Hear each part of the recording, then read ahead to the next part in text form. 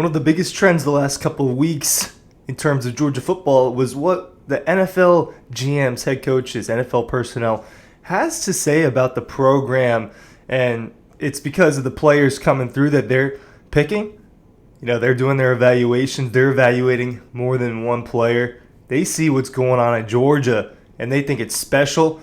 Already talked about that in terms of what the Houston Texans GM said about Kamari Lassiter. And now the Buccaneers GMs have had a lot to say about Tykee Smith. The assistant GM for the Buccaneers was very, very high. John Spytek.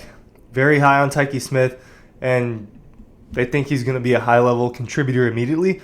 But more importantly, had some big things to say about the Georgia football program. And I'm going to share that with you in just a second. Ryan Coley from Dawg Post talking about Tykee Smith, talking about the Buccaneers GM and what he had to say about Kirby Smart and the Georgia Bulldogs. I will go ahead and share right here the quote that I'm reading with you guys.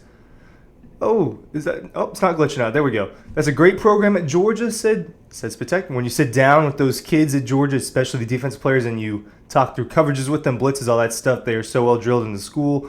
You can see why they are so good at playing defense in the SEC. And then they happen to be really talented athletes too. Well, that portion about playing defense in the SEC, yes, they are going up against high-level competition. It's why you see so many SEC players get drafted so high. They say Tykee is way ahead of a lot of other kids who would enter the NFL draft. And in a defense where we ask a lot of our secondary, they have to know a lot of things. They have to be versatile. They have to think really fast, think on the fly. To me, that's always the hurdle. And then, well, guess what? That's what Tykee Smith has done for Georgia.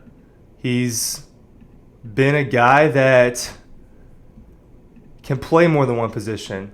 We know that because he came from West Virginia, where he played deep safety, and he was an All-American over there, had good numbers. That COVID year was his best year. And then he comes to Georgia. Obviously, it takes some time for him to get on the field, but what do? He's not a deep safety, right? They play him at nickel. They put him in the slot, that spot that they had Javon Bullard at the year prior. They moved Bullard back to that Christopher Smith spot in 2023 for Tykee Smith to be able to come in and play the position pretty damn well when you look at his numbers. I mean, he was the most productive Georgia Bulldog defender last year with 70 total tackles, 2 sacks coming from that slot corner position, 4 interceptions, led the team in that stat.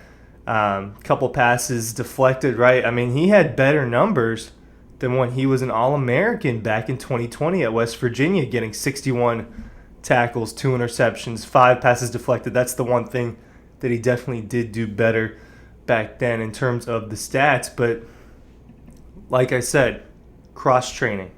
All right, you go back to what the GM for the Buccaneers said. And stick with me, guys. I'm not feeling very well, so I'm talking kind of slow here.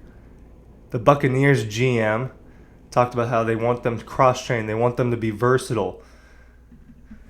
That's what they do at Georgia, right? I think I actually made a video about that a few months ago, about one of Georgia's biggest strengths is why they do this thing particularly well. And that thing was cross-training. And it's something that you see not just in the secondary. You see it, honestly, you kind of see it in all of the rooms, really. And this is not, a completely uncommon thing in football. Like, football players get cross-trained. They get this. But at Georgia, they want everyone to be versatile and play more than one position. In terms of defensive back, you hear quotes from Kirby Smart. He thinks that Kamari Lassiter could pretty much play any position of defensive back room. I think that they recruit players that they feel can do more than one thing. Tykee Smith was one of those football players. But then you look at different position rooms, and look, we can talk about Mykel Williams, a guy that you're going to see cross-trained this year. He's getting cross-trained right now. He's a guy that was playing kind of defensive end in 2022, moved a little bit more inside in 2023. I think we saw him, slid over a little bit more than we did the year prior to that. And now you're going to see him a little bit more on the outside of that line and in a stand-up position at some points in time as an outside linebacker, right? Different players transfer out, people get hurt. Well, you need to have football players that can move over and play more than one position. Michael Williams is a guy that they want to do that with on the defensive line. I think that we saw that with a few players over the course of time the last few years. You can also move back into the linebacker room, right, off that defensive line. We know that they cross-train there. Well, in the linebacker room, there's a guy on this team that's a really, really good example of someone that they're training to do more than one thing, and that's Jalen Walker, a guy that he might be Georgia's most talented edge rusher, but he can play inside linebacker as well. You'll see him in both. You'll see him standing up in the middle. You'll see him standing up around the edge, ready to rush the passer. They want guys like that can do more than one thing. That's why they recruit people like freshmen that you'll see here on the field in the next couple of years, like Justin Williams and Chris Jones and Chris Cole. Those guys can run fast and they can get around the edge and they can play more than one spot. So they recruit those guys. This is something that's on the offensive side of the football as well, where you see it the most. I think I mentioned it briefly a little bit earlier, but where you see it the most is Georgia's offensive line, and you're seeing it this year again, right? They can rotate all these offensive linemen. They've got guys that play more than one position. Xavier Truss has been a starting guard, and he's been a starting tackle for the Georgia Bulldogs, playing both. And it gives them an edge over other players. Well, why is it such a big advantage if you can only play one position at once? Well, they have a lot of guys that can do more than one thing. That means they have different lineup choices.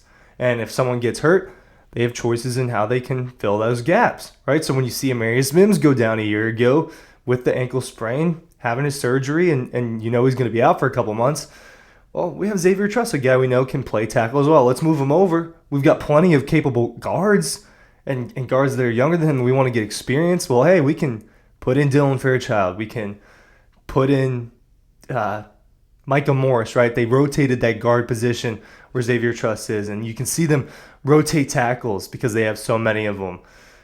Jamari Salyer. Why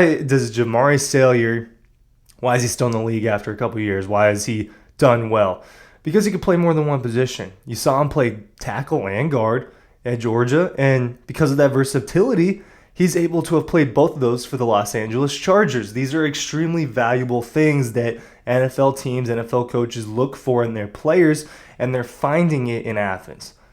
Tate Ratledge, right? A few weeks ago, right, towards the beginning of the spring when he was one of the people that we got to speak to during practice, he's like, hey, like they're giving me reps at center, right? They want you to be able to do more than one thing. And Tate Ratledge is an All-American guard that's most likely going to stick there at his guard spot.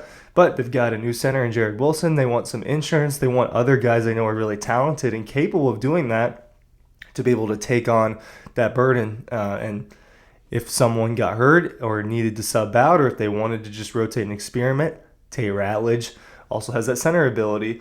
And hey, listen, look. The underrated aspect of this is why. All right? It's not just to win football games. It's beyond that.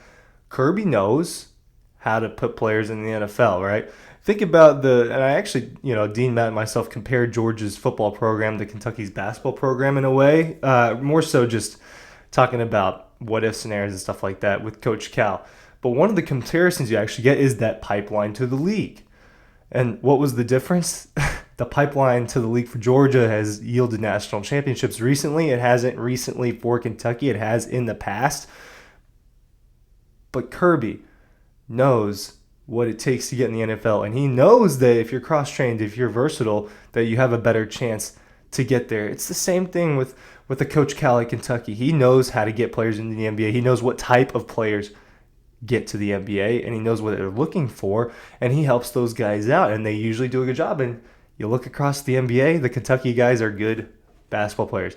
You look across the NFL, good Georgia players are starting to get better and better, and you're seeing people get their turns. You're seeing guys like Quay Walker be really good as first-round picks.